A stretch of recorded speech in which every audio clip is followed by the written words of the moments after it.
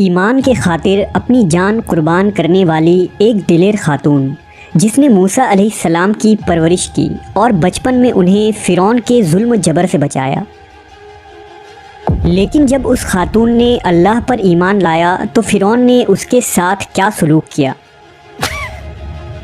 اور ایسا کیا ہوا کہ اس خاتون کو دنیا کی عظیم ترین عورت کا لقب دیا گیا۔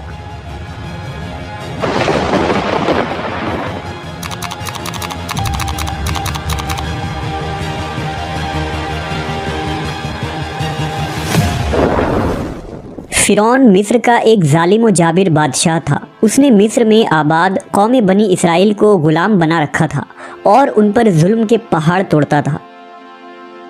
فرعون نہایت ہی مغرور بادشاہ تھا اور خود کو لوگوں کا خدا اور رازق کہلواتا تھا، لیکن کسی میں بھی اتنی جرأت نہ تھی کہ فرعون کی مخالفت کر سکے۔ لہذا اللہ نے فرعون کے خاتمے کا ارادہ کیا تو بنی اسرائیل میں حضرت موسیٰ علیہ السلام کی پیدائش ہوئی۔ جب موسیٰ علیہ السلام کی پیدائش ہوئی تو ان دنوں فرعون نے اپنے سپاہیوں کو یہ حکم دے رکھا تھا کہ بنی اسرائیل میں جو لڑکا بھی پیدا ہو اسے قتل کر دیا جائے۔ لہٰذا اس مصیبت و آفت کے دور میں مجبوراً موسیٰ علیہ السلام کی والدہ نے آپ کو ایک صندوق میں رکھ کر صندوق کو مضبوطی سے بند کر دیا اور اسے دریائے نیل میں ڈال دیا۔ دریا سے نکل کر ایک نہر فرعون کے محل کے نیچے بہتی تھی۔ اللہ کی قدرت یہ ہوئی کہ یہ صندوق دریائے نیل سے بہتے ہوئے اس نہر میں چلا گیا۔ اس وقت نہر کے کنارے فرعون کی بیوی آسیہ بنت مزاحم بیٹھ کر نہر کا نظارہ کر رہی تھی۔ آسیہ ایک خوبصورت اور نیک دل خاتون تھی اور وہ کسی بیماری سے شدید تکلیف میں تھی۔ فرعون نے اس کا بہت کچھ علاج کرایا تھا مگر وہ ناکام رہا۔ کہتے ہیں کہ کاہنوں نے اسے بتایا تھا کہ اے فرعون، ہم پیشن گوئی کرتے ہیں کہ اس دریا میں سے ایک آدمی تیرے محل میں داخل ہوگا۔ اگر اس کے منہ کی رال اس بیمار خاتون کے جسم پر ملی جائے گی تو اسے شفا ہو جائے گا۔ چنانچہ جب نہر میں بہتے اس صندوق پر آسیہ کی نظر پڑی تو اس نے ملازمین کو اسے نکالنے کا حکم دیا۔ جب اس صندوق کو پانی سے نکالا گیا اور اسے کھولا گیا اور ملکہ نے اس بچے کو دیکھا تو اسے یوں محسوس ہوا کہ ایک بجلی سی چمکی ہے جس نے اس کے دل کو منور کر دیا ہے۔ آسیہ کے دل میں اس بچے کی محبت نے گھر بنا لیا۔ اس بچے کا لعب دہن جیسے ہی ان کے ہاتھوں پر پڑا تو انہیں شفا ہو گئی۔ فرعون کی بیوی آسیہ کی بدن سے کوئی لڑکا نہ تھا اور وہ بے اولاد تھی، لہٰذا اس پاک دل خاتون کی ممتا جاگ اٹھی اور اس نے موسیٰ علیہ السلام کو گود لے لی۔ اس طرح اللہ کی قدرت سے موسیٰ علیہ السلام کی پرورش اسی فرعون کے محل میں ہوئی جس نے آپ علیہ السلام کے ہاتھوں سے ہلاک ہونا تھا۔ دراصل لفظ فرعون اس دور میں مصر کے بادشاہ کا لقب ہوا کرتا تھا۔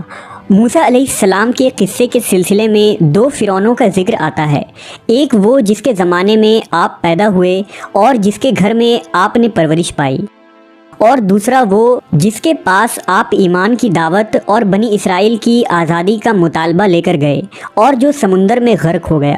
لہٰذا بی بی آسیہ کا خاوند جس نے موسیٰ علیہ السلام کو اپنے محل میں رکھا، اس فرعون کا نام رامسس ثانی بتایا جاتا ہے۔ دراصل بی بی آسیہ ریان بن ولید کی پوتی تھی۔ ریان بن ولید وہی بادشاہ تھا جو یوسف علیہ السلام کے دور میں عزیز مصر تھا اور اس نے حضرت یوسف پر ایمان بھی لایا تھا۔ جب مصر پر قبطی خاندان کی حکومت آئی تو فرعون نے اپنی طاقت کے زور پر بی بی آسیہ سے شادی کر لی اور انہیں دھمکی دی کہ اگر انہوں نے شادی سے انکار کیا تو ان کے والدین کو قتل کر دیا جائے گا۔ لیکن شادی کے بعد بھی اللہ نے حضرت آسیہ کو فرعون کے شر سے محفوظ رکھا اور وہ آپ پر قادر نہ ہو سکا۔ مورخین لکھتے ہیں کہ اللہ نے فرعون کو نامرد بنا دیا تھا، اور بعض نے لکھا کہ فرعون کو ایسی بیماری تھی کہ طبیبوں نے اسے ساری عمر صحبت کرنے سے منع کر دیا تھا، لہذا فرعون کبھی بھی حضرت آسیہ کے قریب نہ جا سکا۔ یہ بھی اللہ کی ایک حکمت تھی تاکہ بی بی آسیہ فرعون کے ناپاک جسم سے محفوظ رہ سکے۔ بہرحال حضرت موسیٰ کی پرورش فرعون کے محل میں کسی شاہی فرد یا شہزادے کے مانند ہوئی۔ ہر طرح کے آرام و آرائش آپ کے لیے دستیاب تھے، لیکن قبطیوں کے درمیان زندگی گزارنے کے باوجود موسیٰ علیہ السلام فطری طور پر ان سے مختلف کردار کے مالک تھے۔ حضرت موسیٰ فرعون کے غرور و تکبر اور خدائی کے دعووں کو ناپسند کیا کرتے تھے اور ہمیشہ توحید کے متعلق واضح بات کیا کرتے، جو فرعون اور اس کے درباریوں کو ناگوار گزرتی تھی۔ بہت جلد وہ وقت بھی آ گیا جب اللہ نے حضرت موسیٰ علیہ السلام کو نبوت عطا کی اور آپ فرعون کے دربار میں اسلام کی دعوت لے کر تشریف لائے۔ اس وقت فرعون کے مطالبے پر جادوگروں اور موسیٰ علیہ السلام کے درمیان سحر کا مقابلہ ہوا، جس میں حضرت موسیٰ کی عصا حقیقی سانپ میں تبدیل ہو گئی اور جادوگروں پر حق واضح ہو گیا کہ یہ اللہ کے سچے رسول ہیں جنہیں ہماری ہدایت کے لیے بھیجا گیا ہے، جبکہ فرعون اپنے انا اور غرور پر قائم رہا اور موسیٰ علیہ السلام کے دعوت کا انکار کر دیا۔ اسی دربار میں بی بی آسیہ بھی موجود تھی، لہذا آپ نے جب یہ سنسنی خیز منظر دیکھا تو آپ کے دل میں فوراً حق کا نور چمک اٹھا اور آپ موسیٰ علیہ السلام پر ایمان لے آئیں۔ بی بی آسیہ فرعون مصر کی بیوی اور ملکہ تھی۔ آپ کے پاس مال و دولت کی کثرت تھی، لیکن اس کے باوجود آپ غرور و تکبر کا شکار نہیں تھی، بلکہ آپ کا دل غریبوں کی محبت سے سرشار اور ان پر شفقت و مہربانی کے جذبے سے معمور تھا۔ آپ دل کھول کر ان پر صدقہ و خیرات کیا کرتی، اسی وجہ سے آپ کو ام المساکین یعنی مسکینوں کی ماں بھی کہا جاتا ہے۔ چونکہ بی بی آسیہ اپنے شوہر رامسس کے مظالم کو بھی خوب جانتی تھیں، اس لیے اپنے ایمان کا اظہار نہ کیا۔ آپ چھپ چھپا کر ایک اللہ کی عبادت کیا کرتی اور اللہ سے یہ دعا کرتی کہ اے اللہ، مجھے فرعون اور اس کے عمل سے نجات دے، میں اس کے کفریہ حرکتوں سے بیزار ہوں۔ حضرت آسیہ خفیہ طور پر موسیٰ علیہ السلام کے خدا کی عبادت کرتی اور دعا و استغفار میں مشغول رہتی، یہاں تک کہ فرعون کو ایک دن آپ کے ایمان لانے کی خبر ہو گئی۔ اس نے ایک روز اپنے درباریوں سے کہا، کیا تم لوگوں کو میری بیوی کی کچھ خبر ہے؟ تم لوگ اس کے متعلق کیا جانتے ہو؟ سب نے بی بی آسیہ کی بڑی تعریف کی اور ان کی بھلائیاں بیان کی۔ فرعون نے کہا، کیا تم لوگوں کو نہیں معلوم وہ میرے سوا دوسرے خدا کو مانتی ہے؟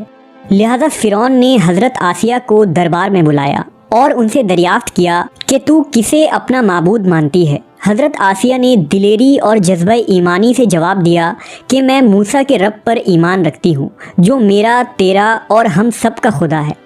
فرعون اس بے باک جواب پر غضبناک ہو گیا اور بہت جلد پورے شہر میں اس بات کی شہرت ہو گئی کہ فرعون کی بیوی اور ملکہ نے فرعونی طور طریقے کو ٹھکراتے ہوئے دین موسیٰ قبول کر لیا ہے۔ پہلے تو فرعون نے بی بی آسیہ کو سمجھا بجھا کر، ترغیب دلا کر اور ڈرا دھمکا کر موسیٰ علیہ السلام کے دین کو چھوڑنے کو کہا، لیکن جب اس نے حضرت آسیہ کے چٹان جیسے مضبوط ایمان اور جذبے کو دیکھا تو اس نے ظلم و بربریت سے کام لینے کی ٹھان لی۔ فرعون نے اپنے اہلکاروں کو حکم دیا کہ آسیہ کو تپتے ہوئے ریگستان کی دھوپ میں لٹا دیا جائے، لہذا آپ کو شدید گرمی میں ریت کے تپتے میدان میں چھوڑ دیا گیا۔ فرعون اس جگہ دورہ کرتا رہا اور کہتا رہا کہ اب تو باز آ جا، اگر تو نے میری بات مان لی تو محل کی شاہی زندگی اور آرام و آرائش تیری منتظر ہے۔ مگر حضرت آسیہ پر اس کا کوئی اثر نہ ہوا، کیونکہ آپ کو جنت کے اس لافانی محلات پر ایمان تھا جو اللہ نے انہیں عطا کرنے کا وعدہ کیا تھا۔ جب فرعون نے حضرت آسیہ کی ثابت قدمی کو دیکھا تو اس نے آپ کو شہید کرنے کا فیصلہ کر لیا۔ اس نے اپنے سپاہیوں کو حکم دیا کہ بڑی سے بڑی چٹان کہیں سے اٹھا لاؤ اور آسیہ کو چت لٹاؤ اور وہ چٹان اس پر گرا دو۔ لہٰذا جب یہ لوگ پتھر لائے اور حضرت آسیہ کو لٹایا گیا تو آپ نے آسمان کی طرف نگاہ اٹھائی تو پروردگار نے حجاب ہٹا دیے اور جنت کو اور وہاں جو محل ان کے لیے بنایا گیا تھا اسے انہوں نے اپنی آنکھوں سے دیکھ لیا۔ آخر کار اس پتھر کو آپ پر گرا دی گئی اور آپ کی روح پرواز کر گئی۔ حضرت آسیہ کے فضائل احادیث مبارکہ میں کچھ ان الفاظ سے آئے ہیں کہ رسول اللہ صلی اللہ علیہ وسلم نے فرمایا، مردوں میں سے تو بہت سے درجہ کمال تک پہنچے، لیکن عورتوں میں سے سوائے فرعون کی بیوی آسیہ اور عیسیٰ علیہ السلام کی والدہ مریم بنت عمران کے اور کوئی عورت درجہ کمال تک نہیں پہنچی۔ اس طرح ایک اور روایت میں آتا ہے کہ آپ صلی اللہ علیہ وسلم نے فرمایا، جنتی عورتوں میں سب سے افضل خدیجہ بنت خویلد، فاطمہ بنت محمد اور فرعون کی بیوی آسیہ بنت مزاحم اور عیسیٰ علیہ السلام کی والدہ مریم بنت عمران ہے۔ ایک روایت میں آتا ہے کہ بی بی آسیہ کا نکاح جنت میں حضرت محمد صلی اللہ علیہ وسلم سے ہوگا، لہذا روایت ہے کہ رسول اللہ صلی اللہ علیہ وسلم نے فرمایا، جنت میں میرا نکاح مریم بنت عمران، موسیٰ کی بہن کلثوم اور فرعون کی بیوی آسیہ کے ساتھ ہوگا۔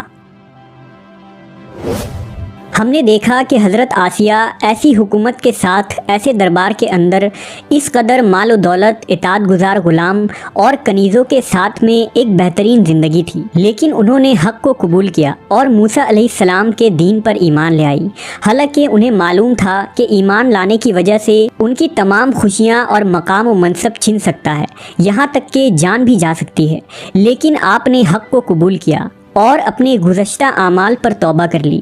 بلا شبہ توبہ کرنا اور ایمان پر مضبوطی سے قائم رہنا کوئی آسان عمل نہیں، لیکن جو شخص بھی اس دنیا کی مشکلات سے گزر کر اللہ کی اطاعت کرے گا اور انسانوں کے بجائے اللہ سے ڈرے گا تو آخرت میں اس کے لیے بہترین لافانی زندگی ہے۔